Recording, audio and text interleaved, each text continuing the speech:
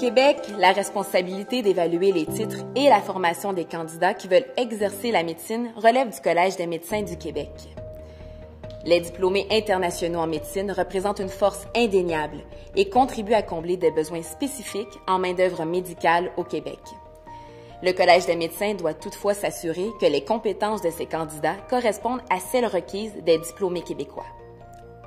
Le Collège des médecins n'est qu'un des très nombreux intervenants impliqués dans le processus d'intégration des diplômés internationaux en médecine et il n'est responsable que d'une partie seulement des étapes à franchir en vue de la délivrance d'un permis d'exercice de la médecine. Au Québec, il y a 2 voies permettant aux diplômés internationaux en médecine d'accéder au permis d'exercice. La voie du permis restrictif et la voie du permis régulier. Lors de cette vidéo, nous survolerons les différentes étapes menant à la délivrance d'un permis restrictif clinicien. Nous vous invitons à consulter la section des études médicales et demandes de permis de notre site Web pour connaître tous les détails sur les documents requis, les examens à réussir et les différentes organisations à contacter. Notez que le français est la langue officielle au Québec. Tous les candidats au permis d'exercice doivent répondre aux exigences de l'Office québécois de la langue française. Le permis restrictif clinicien est délivré en vue de combler des besoins précis en main-d'œuvre médicale dans certains territoires au Québec. En d'autres termes, ce permis est délivré pour des disciplines, médecine de famille et autres spécialités, qui sont jugées prioritaires par le gouvernement dans certaines régions de la province. Ce permis est assorti de restrictions portant sur 3 aspects. Le lieu de pratique, les actes médicaux qui peuvent être posés et la durée. Pour faire votre demande de permis restrictif, vous devez répondre à 3 conditions essentielles. Avoir complété une formation globalement équivalente dans la spécialité visée. Être titulaire d'un certificat de spécialiste. Notez qu'au Québec, la médecine de famille est considérée comme une spécialité. Avoir exercé 12 mois dans la spécialité visée au cours des 2 dernières années précédant votre demande au Collège des médecins. Si vous remplissez ces conditions, voici les différentes étapes à franchir pour la voie du permis restrictif. Tout d'abord, vous devez être parrainé par un établissement de santé du Québec ayant un besoin prioritaire. Pour ce faire, vous devez vous inscrire à Recrutement Santé Québec, RSQ. Ce service relève du ministère de la Santé et des Services sociaux. Pour tous les détails relatifs au parrainage, visitez le site Internet affiché au bas de l'écran.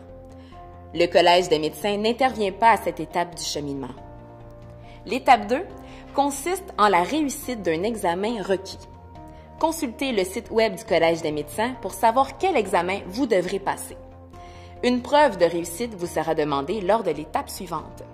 La 3e étape consiste à remplir la demande d'inscription médicale sur le site inscriptionmed.ca du Conseil médical du Canada à partir de votre compte personnel sur ce portail. Certains documents doivent également être acheminés directement au Collège des médecins en format papier, originaux seulement. Assurez-vous que votre dossier soit complet afin que le comité d'admission à l'exercice détermine si vous êtes admissible ou non au stage d'évaluation, qui est la 5e étape du processus.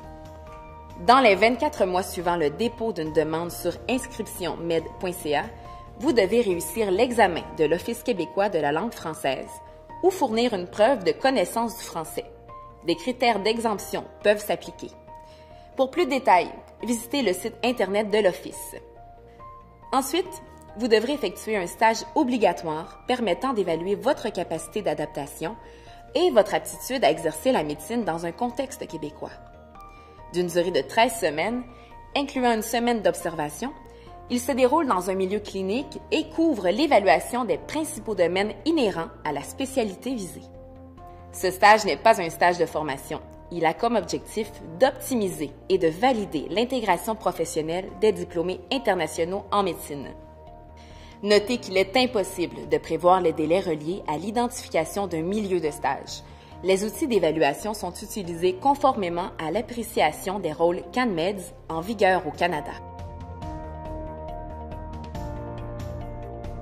La dernière étape du cheminement est la participation à l'activité de formation ALDO Québec. Cette activité, organisée par le Collège des médecins, porte sur les aspects légaux, déontologiques et organisationnels de la pratique médicale au Québec. elle est obligatoire avant la délivrance du permis d'exercice, qu'il soit restrictif ou régulier. Le comité d'admission à l'exercice, le CAE, est un comité permanent émanant du conseil d'administration, l'instance décisionnelle du Collège des médecins.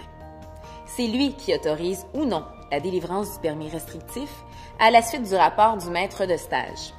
Dans le cas d'une réponse favorable, vous devrez notamment remplir le formulaire de mise à jour des activités médicales et déclarations et payer les frais de la délivrance du permis restrictif et d'inscription au tableau de l'ordre.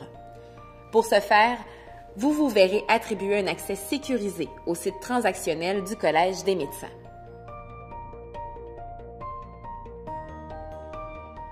Sur demande, il est possible de convertir un permis restrictif en permis régulier après la première année de renouvellement, sous réserve d'une étude de votre dossier par le comité d'admission à l'exercice et après la réussite de l'examen final de la spécialité visée. La conversion du permis restrictif en permis régulier peut également se faire après 5 ans. Dans ce cas, l'examen de spécialité n'est pas requis.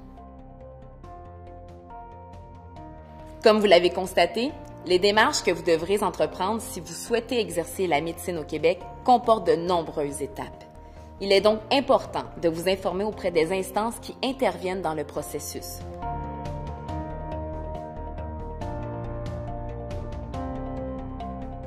Le cheminement peut être long et toutes les demandes ne donnent pas systématiquement lieu à la délivrance d'un permis. Chaque candidat parcourt les étapes à son propre rythme. En conséquence, nous vous encourageons à continuer d'exercer votre profession dans votre pays pendant que votre dossier est à l'étude.